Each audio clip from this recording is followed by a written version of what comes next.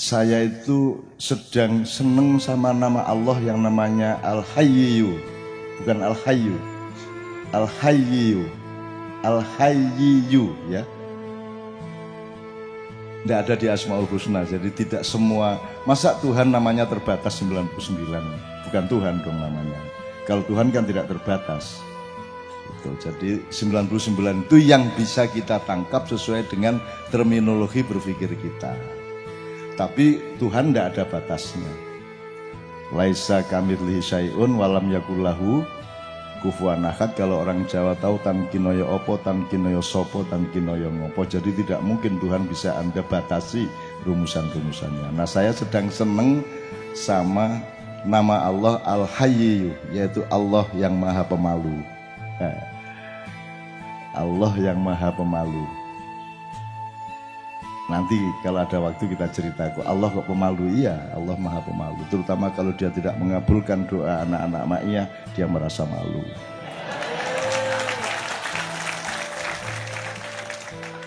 Jadi ada seorang pejalan maknya yang sudah membuktikan bertahun-tahun menempuh jalan jauh dengan biayanya sendiri dan setia di sini sampai jam 2, jam 3 pagi tanpa pamrih apapun kecuali memahami alam semesta agar supaya menemukan Allah. Pada suatu hari dia mengangkat tangannya, ya Rabbi, ya Rabbi.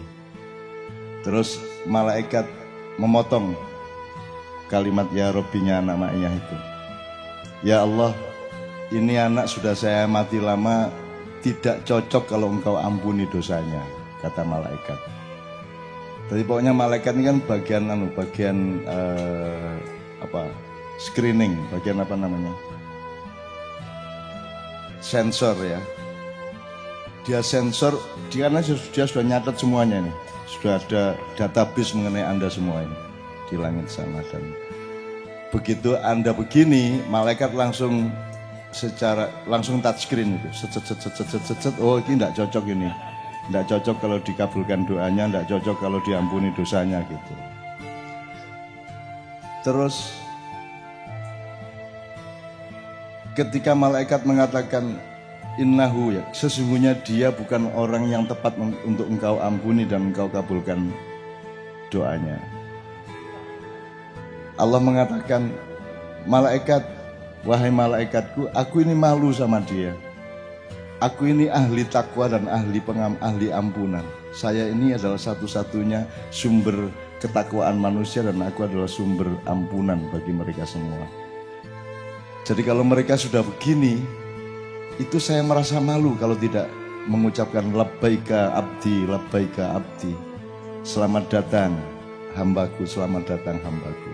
Jadi mulai malam nanti Anda kan tidak naik haji toh? Kalau di sana kan labbaika Allahumma labbaik gitu. Labbaika la syarika laka labbaik. Innal hamda wan ni'mata wal mulk.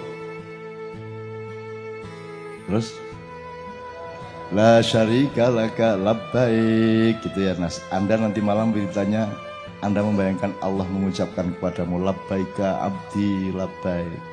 Labbaika abdi labbaik. Anda membayangkan Allah sedang mengucapkan selamat datang hambaku, selamat datang anak-anakku semua maknya, selamat datang anak-anakku semua yang berjuang dengan hatinya, berjuang dengan batinnya dan siap untuk melakukan perjalanan yang sangat panjang. Mau apa kamu? Sini ngomong sama aku, meskipun aku sudah tahu apa yang kamu akan omongkan, tapi ngomonglah supaya aku lega di dalam bercinta ini dan aku akan mengabulkannya. Ini ya.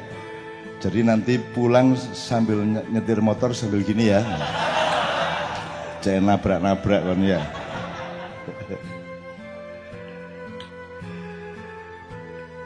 Empat kali malaikat menghalangi Allah untuk menjawab doa kita. Terus Allah mengatakan, aku ingin mempersaksikan kepadamu wahai malaikatku bahwa aku merasa malu kalau aku tidak mengabulkan doa hamba-hambaku. Akhirnya diputuskan oleh Allah dengan sangat keras, saya kabulkan, saya ampuni dosa-dosanya.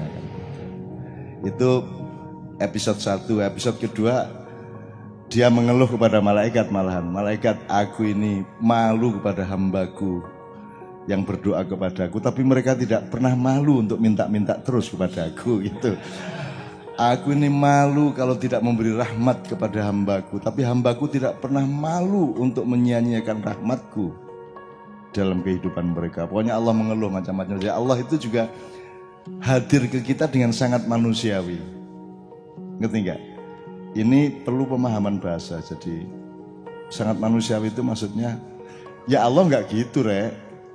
Masa Allah gitu? Ya Allah kan maha dari segala yang seperti manusia. Cuman karena yang ditemuin kita, yang diajak bergaul kita, ya dia pakai bahasa kita. Nah kalau Allah pakai bahasa dia lah, terus kulak dilang ngopo sampean niku. Opo sampean niku lah gitu kan. Maka Allah memakai bahasa kita. Jadi siapapun jangan terus marah kalau kita mengumpamakan dialog Allah malaikat kita sedemikian rupa dengan bahasa manusia. Itu bukan beneran begitu. Itu cara kita memahami, batasnya cuma segitu. Gitu kan, itu simbolisme. Makanya Allah mengatakan, kenapa saya akhirnya juga demi KJ saya menulis domba dan serigala, karena Allah sendiri mengatakan aku ini nggak malu loh membikin perumpamaan-perumpamaan kepada manusia tentang atau yang menyangkut cacing, nyamuk, dan yang lebih kecil dari itu. Jadi jangan dipikir karena Allah maha pandai, maha berkuasa, maka Allah itu ngomongnya gede-gede. Enggak, Allah tidak innallaha la yastahi ayyadriba mathalan ma ba'udatan wa ma fawqaha. Allah tidak merasa malu untuk membuat perumpamaan-perumpamaan yang dengan menyebut nyamuk bahkannya lebih kecil atau lebih rendah dari itu. Gitu. Nah, teman-teman sekalian, serigala dan domba ini bukan karya puisi, ini adalah cicilan saya menemani Anda semua untuk pertarungan yang jangka panjang. Kalau kita kembali ke omongannya Sabrang, Anda tahu ya, saya ini belajar banyak kepada Sabrang. Dalam hal ini saya benar-benar banyak belajar karena kami dalam gen kami ada pembagian tugas. Sabrang yang bagian mengeksplorasi apa, saya bagian apa. Sabrang bisa melakukan apa yang saya tidak bisa, dan Sabrang tidak bisa melakukan apa yang saya bisa. Jelas ya? Saya tahu apa yang Sabrang tidak tahu, tapi Sabrang juga tahu apa yang saya tidak tahu. Jadi tidak lantas Bapak pasti lebih tahu. Yang pasti Bapak itu lebih tua. Kalau itu tidak bisa dibalik gitu. Nah, ini nanti saya akan mengeluh sedikit kepada Anda karena saya sangat khawatir hubungan Anda sama saya ini ada salah-salahnya, ada keliru-kelirunya. Tapi saya teruskan dulu soal jangka pendek, jangka panjang. Sebutan lain ketika Sabrang memperkenalkan idiom ini kepada saya kan finite game dan infinite game. Pada saat yang sama saya sudah menjelaskan di maknya tentang sprint dan maraton. Begitu. Itu juga tidak ada rencana. Sabrang sedang mikir itu, saya juga sedang mikir itu. Kalau mau agak lebih jelas, ada jangka pendek, jangka panjang. Kalau mau lebih pasti, hidup ini terdiri dari dua hal. Satu, sesuatu, entah peristiwa, pekerjaan, perjuangan, pengalaman atau apapun, yang ada endingnya, ada akhirnya. Dan ada yang tidak ada endingnya. Nah sekarang dua hal ini dikotomis, apa dia kerjasama masalahnya? Sabrang sudah memberi contoh, jomblo itu jangka pendek, kan itu. Tapi berumah tangga itu tidak pernah ada orang berumah tangga dengan merencanakan akhirnya. Yuk kita kawin, ya 10 tahun lah. Gitu. Tidak ada tuh ya mas. Jadi kawin kontrak. Jadi rumah tangga itu betul-betul sebuah infinite game. Sebuah perjuangan yang tidak ada endingnya. Tidak ada akhirnya. Nah, Anda harus tahu yang tidak ada akhirnya ini apa saja. Ini bisa nilai-nilai yang tinggi, yang mendalam, bisa juga yang pragmatis. Misalnya, kalau pemerintah itu pasti finite game. Dia pertarungan atau perjuangan jangka pendek. 5 tahun. Tapi kalau negara, Anda bikin negara ini mau ada rencana untuk mengakhiri apa tidak? Kan tidak pernah ada rencana orang bikin negara untuk mengakhirinya, kan tidak ada. Berarti negara adalah pertarungan atau peperangan atau perjuangan yang tidak ada akhirnya. Kan begitu mas? Nah sekarang saya tanya, sebelum ngomong negara dan pemerintah, kalau pemerintah ya yang kemarin diumumkan itu kan betul-betul ya turnamen AFC sama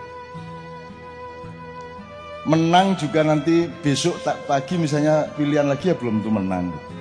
Betul, wong sama dengan U19, U16, sama dengan Piala Dunia. Coba kalau Kroasia tanding lagi sama Prancis besoknya bisa jadi Prancis juga kalah, bisa toh?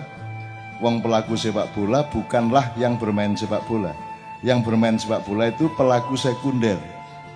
Karena kalau pelaku sekunder dia tidak bisa menentukan gol apa tidak.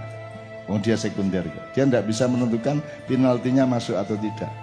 Bahkan yang paling jagoan Ronaldo sama Messi itu pun bukan pelaku primer dari gol. Pelaku primernya bukan dia. Buktinya dia tidak bisa memasukkan tendangan penalti. Ya, tidak bisa. Jadi bukan pelaku primer. Jadi ada pelaku yang lain yang lebih primer pada sepak bola. Kalau kawin mungkin Anda pelaku primernya. Nek ono pelaku liyane tonyo ya toh. Iya lah. Kalau kata orang Madura, daripada saya putih mata lebih baik saya putih tulang kan begitu. Kalau putih mata berarti kan malu, kalau putih tulang mati kan begitu. Kan lebih baik saya mati daripada malu. Nah Allah itu mengeluh kepada malaikat, gimana sih wong aku ini pemalu sekali kok kalian manusia makin tidak tahu malu. Tapi saya tidak ingin mempermalukan siapapun di Maknyahan. Meskipun saya punya bahan luar biasa banyak. Ya. Nanti kalau saya ngomong itu saya akan menyalahkan diri saya sendiri. Ya, saya akan menyalahkan diri saya sendiri. Jadi saya tidak punya kepuasan dan kebahagiaan untuk menyalahkan orang lain, dan saya sangat senang kalau saya sendiri menemukan kesalahan saya.